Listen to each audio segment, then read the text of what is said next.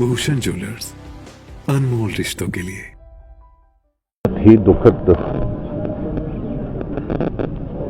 समाचार हम सब लोगों के लिए है कि किशन कपूर जी, जो भारतीय जनता पार्टी के वरिष्ठ नेता थे, और वो इस दुनिया में नहीं रहे। स्वाभाविक रूप से पार्टी संगठन को तो नुकसान हुआ ही हुआ है, लेकिन अपूरणीय क्षति उनके परिवारजनों को है। किशन कपूर जी बहुत लंबे समय से एक नेता के रूप में भारतीय जनता पार्टी में अलग अलग दायित्वों पर काम करते रहे, मंत्री के नाते, विधायक के नाते और सांसद के नाते। और मैं इस बात को कह सकता हूं कि लंबे राजनीतिक जीवन में भी ईमानदारी के नाम से उनको जाना जाता है, ईमानदार नेता के रूप में जाना जाता है। ये उनकी बहुत बड़ी जो एक देन रही है उस तरह से। मैं उनके इस निधन पर परिवारजनों को ईश्वर शक्ति दे दुख सहन करने की, और उनकी आत्मा को, किशन कपूर जी की आत्मा को शांति ईश्वर दे, चरणों में स्थान दे, ऐसी मैं प्रार्थना करता हूं।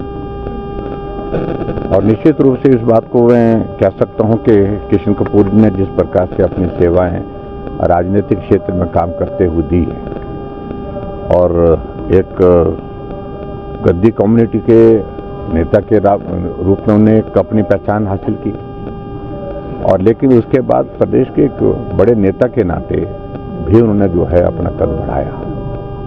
सांसद के नाते उनकी लड़ने की इच्छा नहीं थी, लेकिन उसके बावजूद में पार्टी ने फैसला किया और उस पार्टी के फैसले को स्वीकार किया। वो हिमाचल प्रदेश में उस वक्त मंत्रिमंडल में थे, महत्वपूर्ण दायित्व पर थे, लेकिन जब पार्टी ने फैसला किया तो उन्होंने इसी बात को लेकर के अपनी बात कही कि जहां भी मैं पहुंचा हूं, पार्टी की वजह से पहुंचा हूं। अगर मेरे बारे में पार्टी इस प्रकार का फैसला लेने पर विचार कर रही है कि मैं सांसद के नाते इस क्षेत्र का प्रतिनिधित्व करने के लिए यहां से चुनाव लड़ूं, कांगड़ा चंबा लोकसभा क्षेत्र से, तो उन्होंने कहा कि मैं पार्टी के इस निर्णय का विरोध नहीं कर सकता हूं, पार्टी के निर्णय को मैं स्वीकार करता हूं। और चुनाव लड़ा और जीते, बहुत बड़े अंतर से जीते। और हिमाचल प्रदेश के आज तक के जितने भी सांसद बने हैं, सबसे बड़े अंतर से लगभग 4,80,000 वोटों से जीते हैं। अभी तक का हिमाचल प्रदेश का वो सबसे बड़ा जीतने का अंतर है।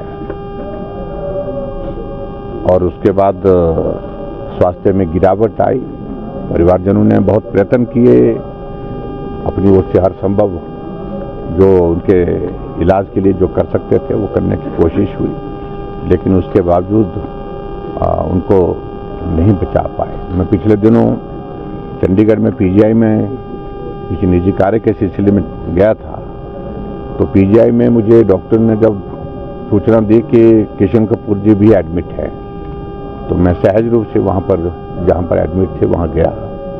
तो बहुत अच्छी तरह से बात करने, उठने की कोशिश की। हमने कहा कि आप उठिए मत, उनका परिवार के लोग भी वहीं पर थे, कि थोड़ी मेरे को वीकनेस है बोलते हैं, और मैं बहुत सुधार में हूँ, बहुत मेरे इम्प्रूवमेंट है। और 2 दिन के बाद छुट्टी डॉक्टर ने कह दिया है कि छुट्टी कर देंगे, और उसके बाद फिर मैं 2-4 दिन यहाँ रहने के बाद मौसम अगर ठीक हुआ तो धर्मशाला चला जाऊंगा।